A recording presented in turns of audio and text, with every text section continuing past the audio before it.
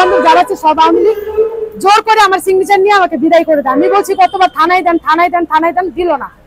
বলতেছে থানায় এখন লোক নাই, কি করবেন, কিছুদিন পরে প্রশাসন বসবে, তখন আপনারা আইনের ব্যবস্থা নেন। এখন ওরে যাইতে দেন, এখন ওকে ছাইরা দিতেই হবে, কিচ্ছু করার নাই। ওরে বসাই রেখে কাউন্সিলর অফিসে আমি থানায় গেছি, থানায় কোনো লোক পাইনি। 2-3 জন পাইছি, মানে দেশ স্বাধীন হওয়ার পরে যে 26 তারিখে 2-3 জন পাইছি, তাও আবার বাইরে চা কফি খাইতেছে গাছা থানার ভিতরে। কারণ আমি থানায় যদি গেছি, আমি থানার মামলাটা যদি আমার না নেয় ভাইয়া, আমি কি করবো? তখন নাই আমি লিখছিল। এখন তো আমাদের সরকার হচ্ছে ডক্টর ইউনূস স্যার, আর তারপরে আমি থানায় গেছি, লোক পাইনি, আমি কার কাছে মামলাটা দেবো? এই ভাইয়া ও তো আমার ফ্রেন্ড ছিল, ওকে আমি তো চিনছি বুঝছি, অন্তত এতটুকু তো জানি ছেলেটা কেমন। যখন ওইটা জোর জবরদস্তি হয়ে গেছে, ওরে তো আমি 4 বছর ধরে চিনি, তাকে তো আমি বিশ্বাস করতেই পারি, কিন্তু সে যে আমাকে আমার ঠকাবে এটা তো আমি জানতাম না। আমি একটা মেয়ে মানুষ, কেন একটা মানুষ আরেকটা মানুষকে বিশ্বাস করবে? আমি আপনাদের কাছে বিশ্বাস করে আসছি।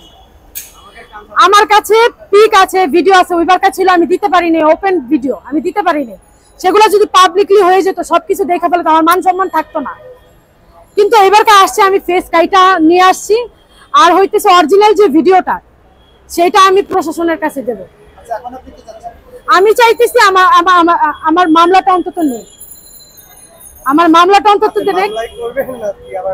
ওর জন্য লোক ভাও করছে, একটা লোক ভাও, অনেকটি লোকের কাছে গেছে। একজন আমাদের এলাকার ছিল, ও আইসা আমাদের বাড়িতে আইসা বইলে গেছে যে তুমি একা বাসা থেকে বের হয় না, তোমার মারার জন্য রেজাল্ট করিম লোক ভাও করতেছে আমাকে মারার জন্য। যে লোকটা আমাকে মারার জন্য লোক ভাও করতেছে, ওটা ভিডিও করে রাখছি ভাই, আমি গোপন ভিডিও করে রাখছি।